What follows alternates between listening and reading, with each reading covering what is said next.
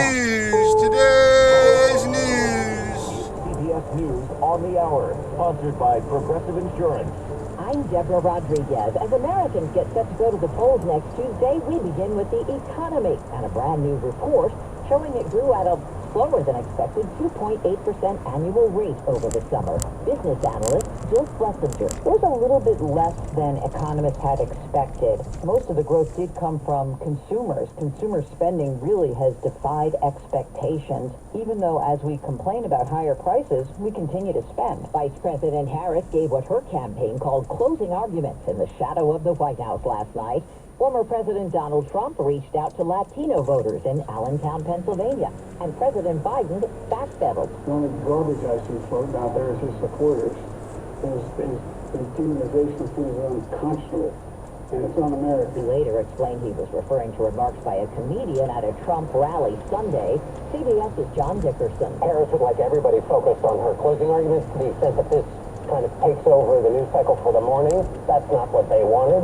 More proof of why Joe Biden was a candidate they were worried about having to be at the top of the ticket. So it's not what you want. Police in Oregon and Washington State say they found the words "Free Gaza" on devices found at the scenes of a ballot box fire in both states. They're still searching for a suspect.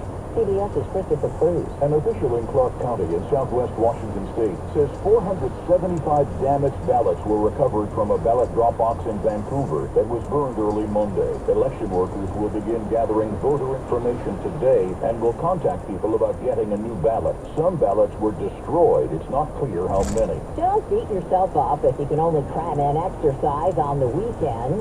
Earlier studies have shown cramming a week's worth of exercise into 1 or 2 days can help protect you against more than 200 diseases. Now, a study in the British Journal of Sports Medicine finds it improves your cognitive health, too. In fact, the scientists estimate that more than 1 in 10 cases of mild dementia would be eliminated if all middle-aged adults exercised at least once or twice a week. Vicky Barker, CBS News, London. McDonald's is facing a proposed class action lawsuit over the deadly E. coli outbreak linked to raw onions on quarter pounders. 15-year-old Camberlyn Bowler was hospitalized with kidney failure. It hurt to walk, like I couldn't stand up straight, like backwards, like it was hurting really bad.